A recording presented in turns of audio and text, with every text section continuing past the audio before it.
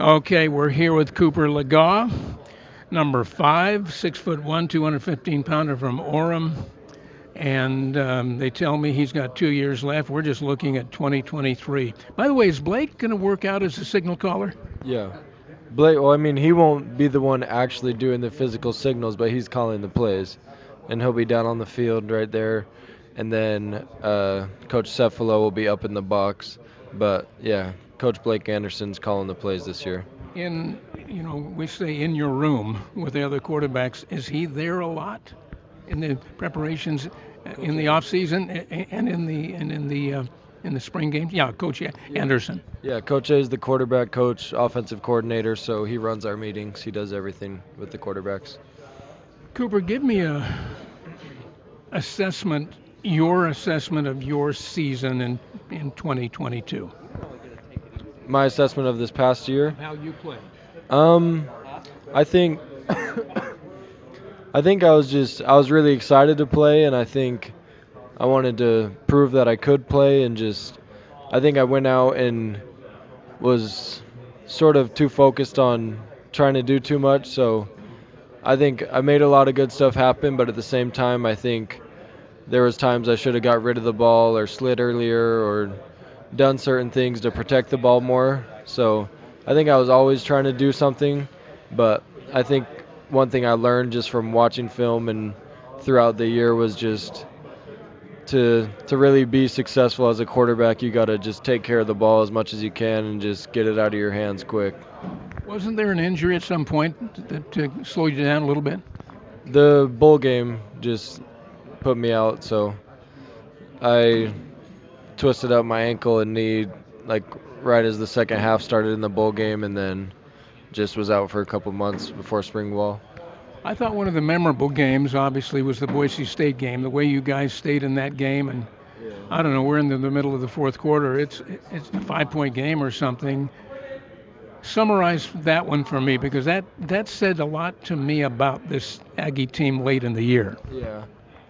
Yeah, we got down early, and I think we all knew we could really put points up as an offense, and knew the defense could hold them. So we never thought we were out of it, and obviously we weren't out of it, and came back and really had a with 3-4 minutes left, drove all the way down the field, down to the 10-yard line, and really had a chance to put the game away. And then ball gets tipped, bad play before, and rest is that. Isn't that kind of the way this season went? I mean, not the best start, but a team that came back and earned a bowl position. Yeah, and I think just being who we are as Utah State, or really any team in the Mountain West, you have to really fight for everything you think you deserve. And it was, I think 2021, our championship year, was we had a lot of close games, and we just happened to be the ones on top. A lot of luck, a lot of toughness, but sometimes the cards just don't go your way. So I think in 2021 we were a really good team, but we also got pretty lucky, I would say. And I think 2022, the close games, we had a couple close wins, but still there was a couple things didn't go our way, like at Boise, for example, and just that is what it is. You got to just push and try to not make it close. Tell me about the guys in the room with you, as you say, the guys. Some of them may be new to the Aggie fans. Quarterbacks or the whole team? Just quarterback. Um, just can you say the question like what?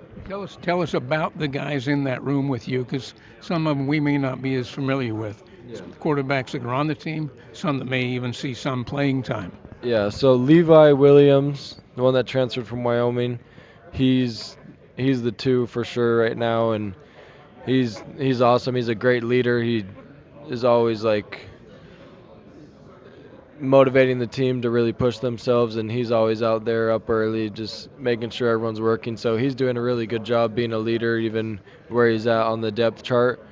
And he's a great player as well. Like if I go down or if anything happens, like he's for sure ready to play and ball out. And then we have this kid named Zeke Payne, transferred in from a junior college in California. And then Chase Tuatagaloa from my same high school in Orem, and McKay Hillstead, who's from Skyridge High School in Utah.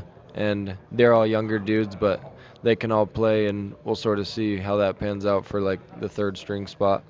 Any Aggie fans paying attention in the last 2 or 3 years can remember Levi Williams coming in with that Wyoming team and what they did to the Aggies. This guy looked great in that game.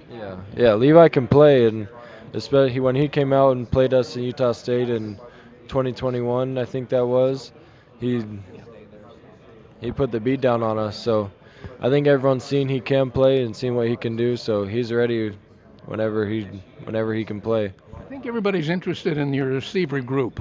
Some guys are gone. Who's going to play and how are they going to help? We have Terrell Vaughn returning, obviously a really good player.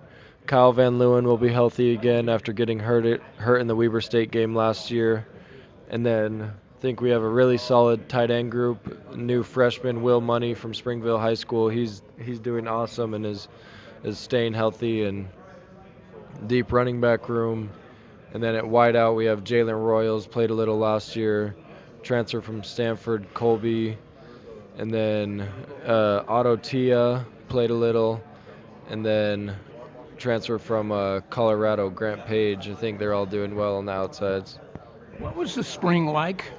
I mean, it's a new season and so forth, but there were changes.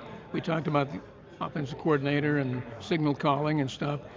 I was just kidding about Blake when I started all this because this is his background. He's done this for years. He obviously knows what he's doing.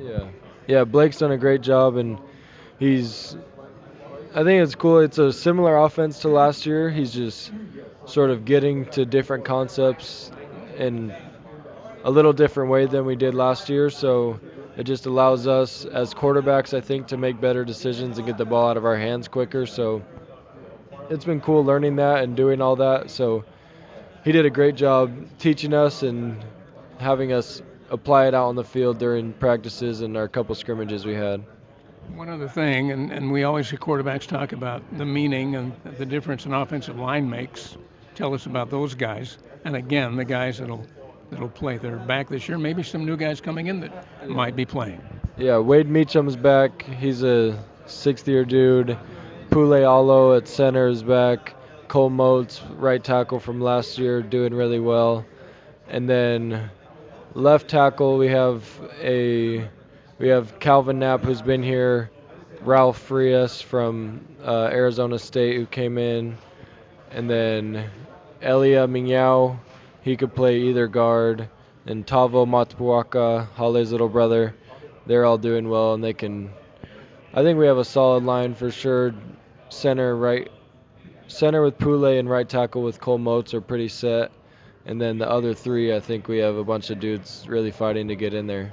Well, we wish you the best. And as I said, the potential of 2 more years with you, I think people would be looking forward to that. And you look different with the short hair. That's a good look too. Yeah, I like the hair coming out of the helmet, but just for everyday life, it's a lot easier just keeping it buzzed and tight. So I like it like this.